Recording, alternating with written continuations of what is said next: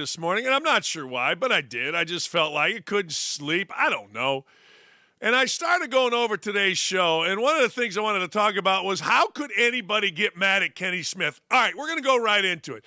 This is what Kenny Smith said yesterday that hurt the stupidest, most ridiculous feelings out there. Go ahead. I think she should have shot from her. She should have shot from the women's line. That would have been a fair contest. I still root for Sabrina.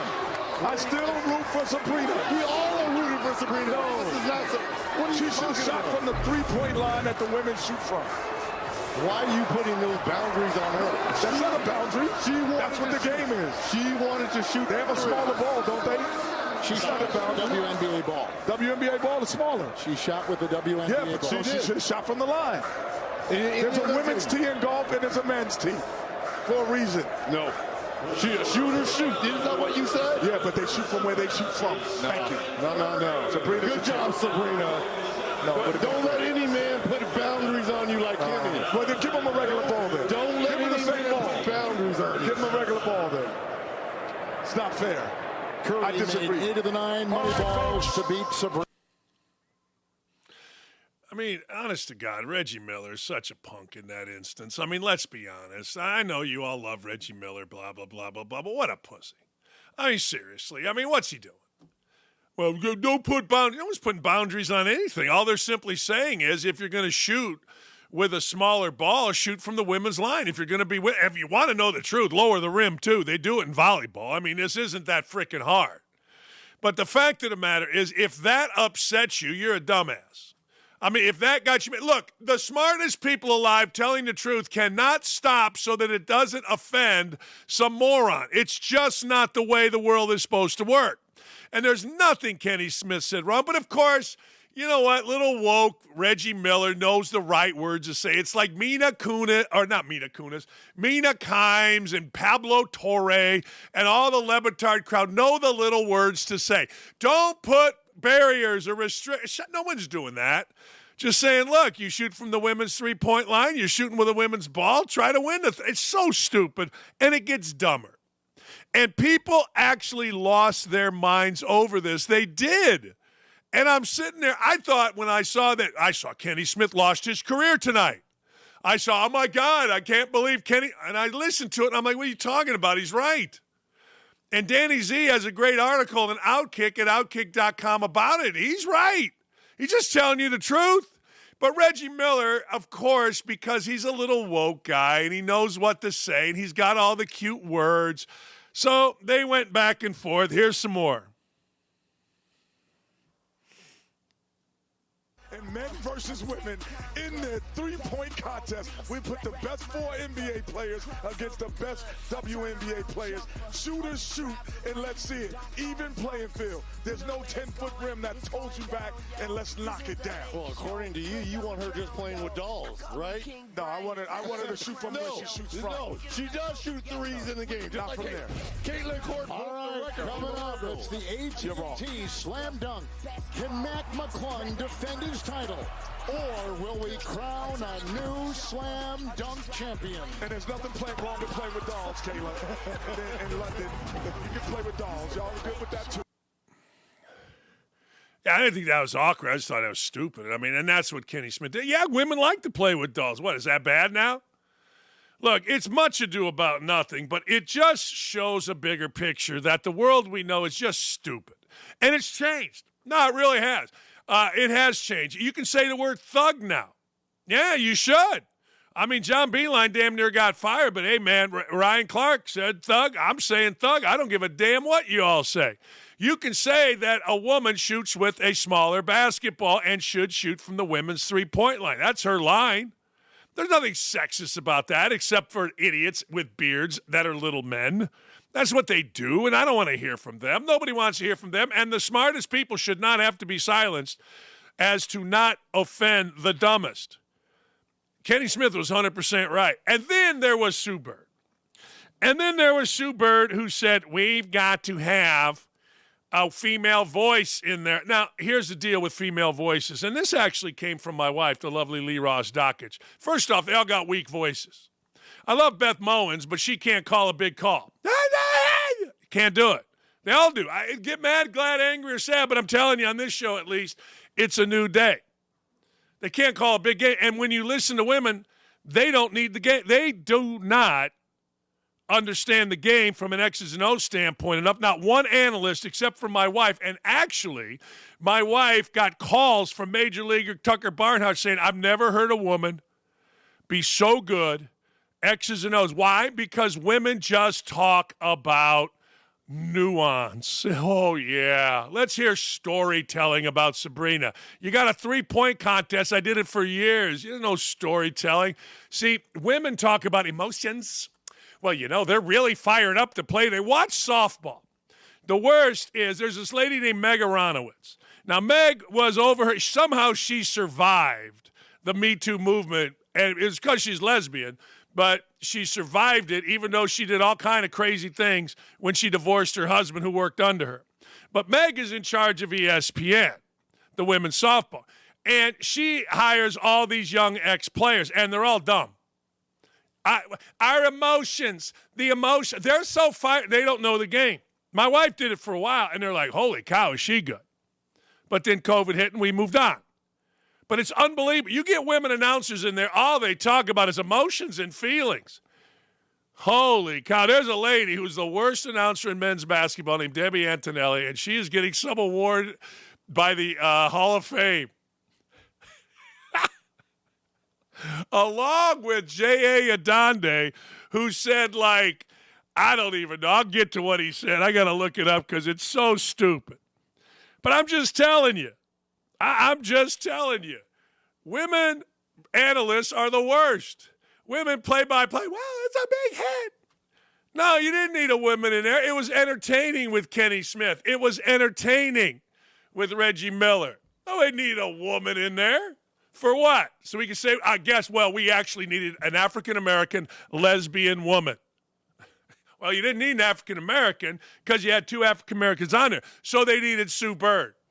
Jesus. The world needs less Sue Bird, who, by the way, will not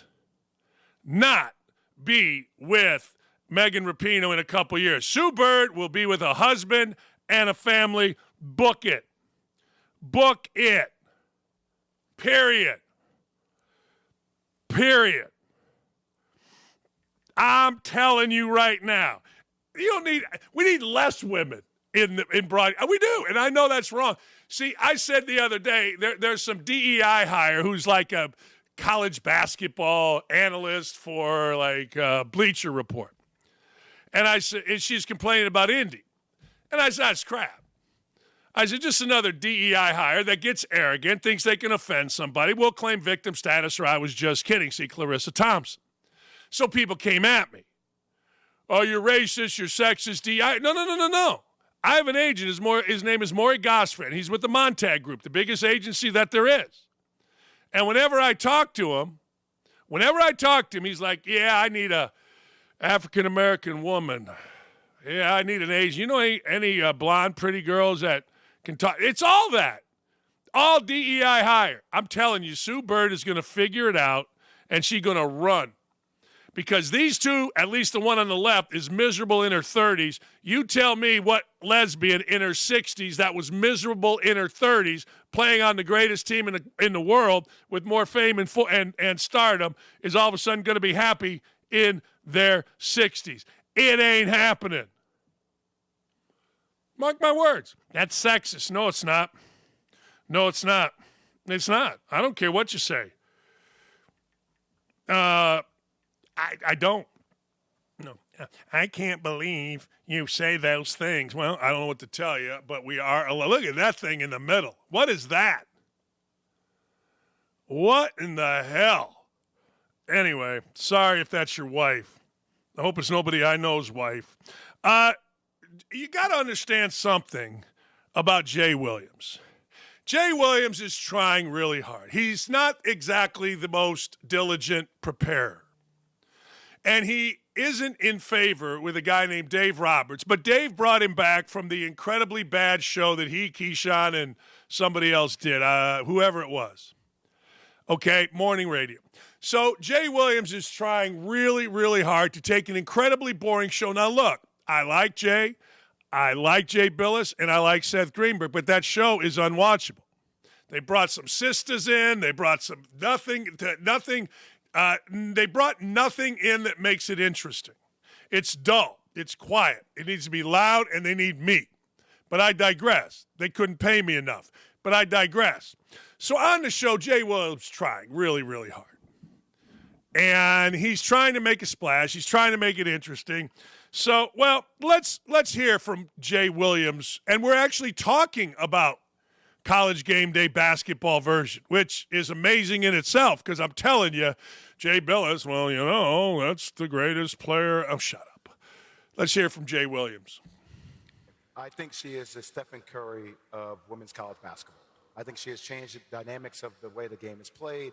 I think the way she plays, the pizzazz, is like she's probably the most prolific scorer the game of basketball has ever seen. Unmatched. I am unwilling, and maybe it's more the Kobe mentorship around me, to say that she is great yet. I think she is the most prolific scorer the game has ever seen. I hold great for the levels of immortality or the pantheon to when you win championships. That's just me. So Diana Taurasi, when you win 3 consecutive championships, 2-time National Player of the Year, it has to culminate with the chip. It has to. I mean, Breanna Stewart, if we're talking about GOAT legends of the game, she's won 4 chips. 4 chips, multiple National Players of the Year. So I'm not saying that she's not at a high level, but for it to go to the states of immortality, in my opinion, it has to culminate with your team winning a championship. My Kobe mentorship. So you're a rapist? What? my Kobe mentorship. So Bird was no good in college. If Jordan didn't hit one shot, he wasn't any good in college. Sampson wasn't any good in college. I mean, shut up. I mean, come on. I mean, what? I mean, look, I get it. You got to understand. It's also some race in there, although he's married to a white woman from Carmel. But you got to understand the level of stupid here. If you understand, he's trying to make an impression. He's trying to get their show on the map. People, and it worked. People talked about it. Like Jay Williams, I mean, he didn't go to Rutgers, so he could strut around and say, hey, I won a national I mean, how many people have won national championships at Connecticut? Well, Diane Taurasi, okay.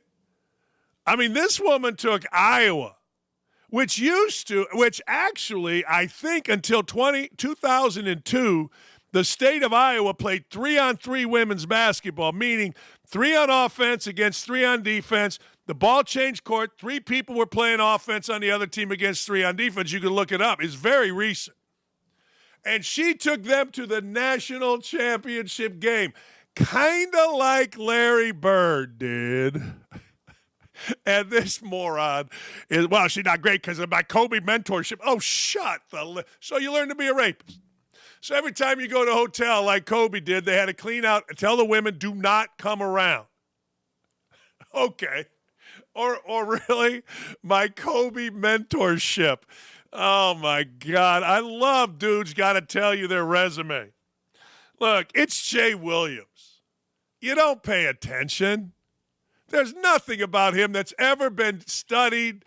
It's off the top. It's just whatever. And he's trying to impress Davey Roberts, who doesn't like him. My Kobe, I like Jay a lot, but my Kobe mentorship. It's my Kobe mentorship.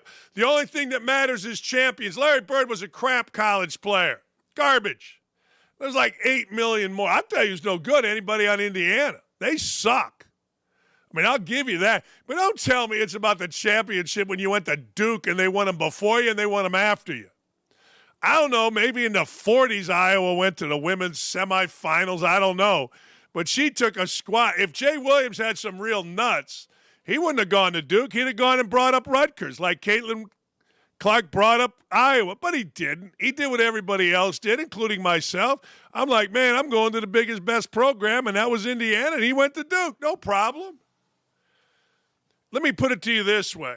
to anybody that isn't an idiot or doesn't have that Kobe rapist mentorship, because that's what Kobe ultimately was. I mean, let's just be honest. Yeah, he won some titles, but I remember him for that. And I've always been wondering, when is the woman that this happened to in Colorado's not to compete get over with? It'd be interesting to hear from her father. But I digress. Kobe's dead. Let's not talk about it.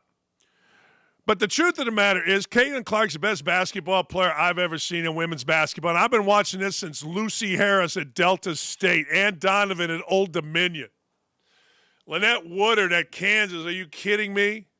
Hell, at Indiana in '83, last time they were any good before the last couple years, Denise Jackson was a stud, and she was the Big Ten's MVP while pregnant by Johnny Salters, the running back. That's right. I know women's basketball, Katie Smith et al. And ain't nobody as good as Caitlin Clark. Nobody as flashy, and she changed the game. She changed the game exactly like Steph Curry has changed the game. Now you're going to see little girls be unafraid to pull up from 1,000. You know, I've talked about this before on this show.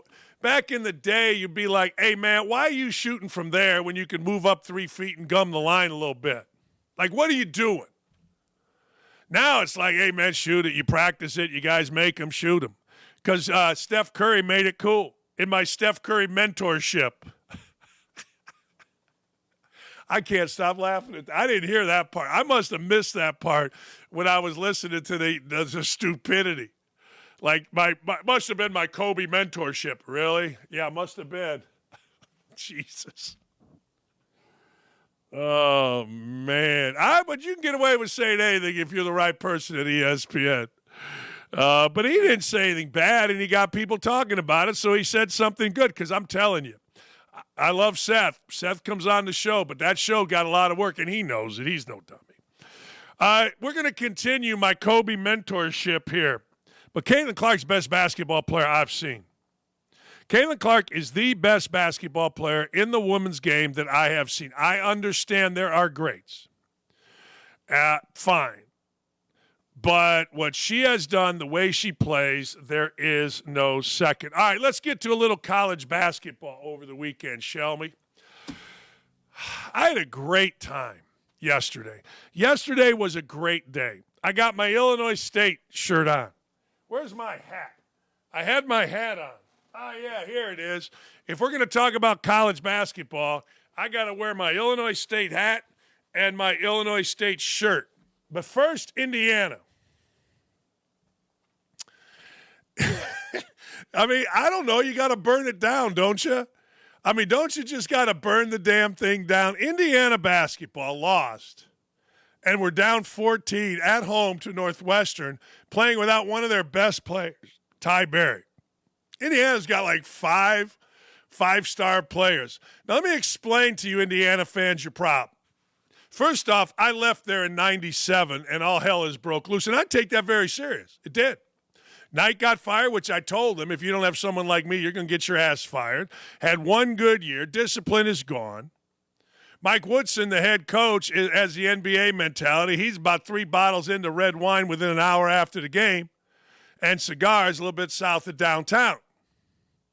Used to be at Indiana. You lost a game like that, you were practicing at 6. Used to be at Indiana. You lost a game like Purdue the week before. Ain't nobody laughing. But here's the thing, and this is something we all have to strive for. I talked to Aaron, and Aaron and I talk about this all the time about this show. You cannot let mediocrity slip in. You can't. So the other day, Indiana had a bunch of former players at practice. DJ White quit against Arkansas in 08. Some guy named Miller Kopp, Trace Jackson Davis, Race Thompson, all of whom quit 2 years ago against St. Mary's, lost by 35 in the NCAA tournament, and then last year to Miami. Quit. Stop playing. Now, let me ask you a question. You're sitting in a locker room. You're sitting in a locker room, and here come these idiots. And you know they've quit, and they're around practice. So Woodson is saying, okay, you guys are mediocre. Come back. See, here's what I would have done. We want you back. We'd love to have you back. Please come back. But you can't come to practice. It's closed. And you can't come in the locker room. Hey, if you need to work out in the weight room, great. I'll buy some pizzas. Come on and hang out upstairs in the coach's offices for a little bit. I'll feed you. But she ain't coming. Nobody's coming to practice today, and no one's in the locker room. Because seriously, what are these idiots going to say? What is Miller Kopp going to say at Indiana? Well, you know, we made good TikToks and we quit. So Indiana gets thumped. The coach Woodson cannot be fired. I refuse to allow him to be fired because he's pure comedy. And he's got coaches. Listen to this. A couple of his coaches decided it was okay to take a side piece, I've been told, on a trip, school business to the Bahamas. That's what I've been told by a really good source. The side woman.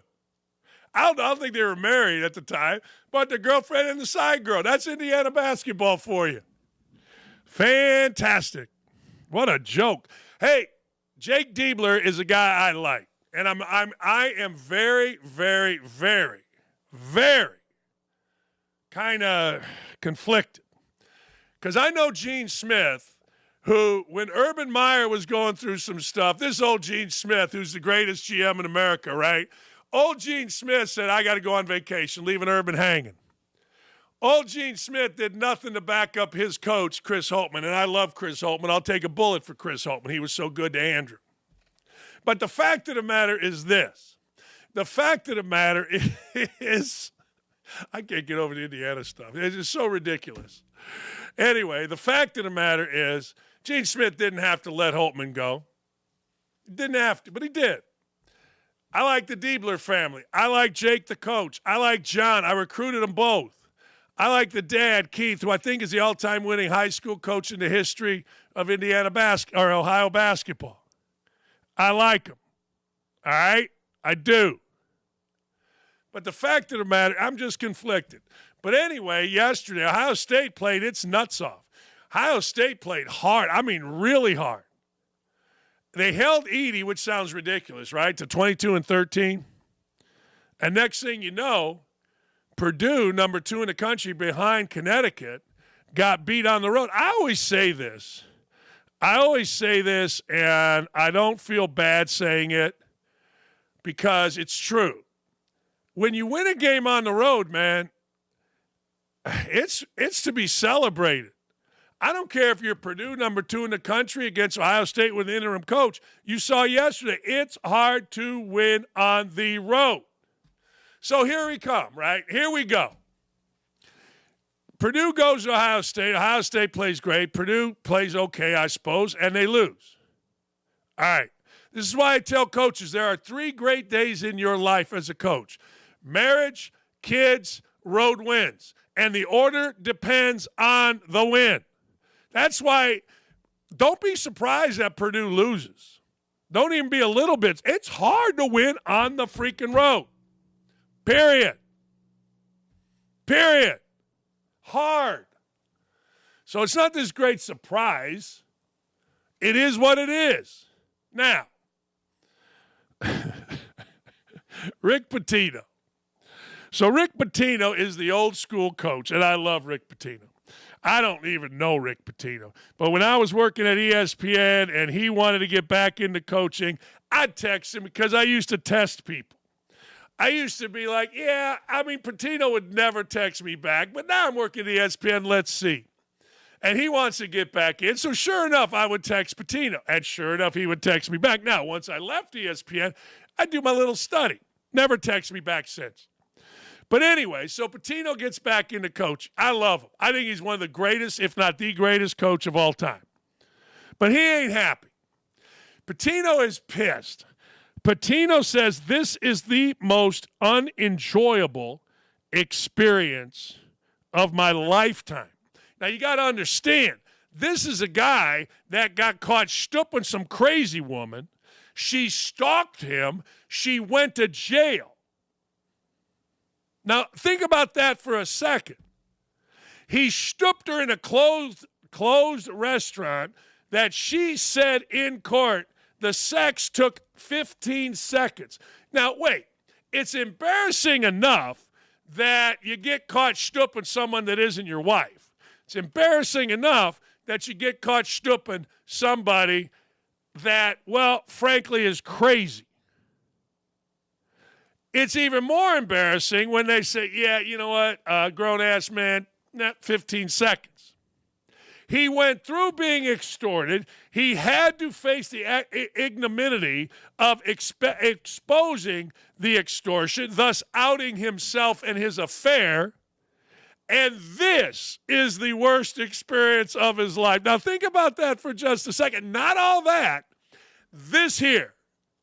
A bad basketball team that lost to Seton Hall 68-62. Now, I might say that it was one of the worst experiences of my life because me and Don Julio, we bet the over 69 for Seton Hall. So I feel your angst. I do. His team committed 15 turnovers, third straight lost, eighth in the last 10. Do we have shitty facilities? Yes, we do. But we're doing something about that. But that's not the reason we're losing. Having shitty facilities has nothing to do with Garden. Look, Joe Soriano is slow laterally. He's not fast on the court, Pitino said. Chris Ledlam is slow laterally. Sean Conway, slow laterally. Brady Dunlap, physically weak. Drista, slow laterally. We kind of lost this season. I love Pitino. I'm sorry. This is for my own amusement, but I want you to listen to this. Like, little Greggy Doyle is mad because Woodson said that their player Renew played awful yesterday, and Greggy, who was never good enough to do anything, play anything other than with himself, is upset about that. But the truth of the matter is, listen to Pitino here. We lost this season with the way we recruited. Wow. We recruited the antithesis of the way I coach. A good group, try hard, but not tough. It's not the job. We could be at Missouri, recruit slow players. Believe me, it's not St. John's. We had to put together a team at the last second. We will never, ever do that again. Look at my guys coming up with stuff. I'm just saying.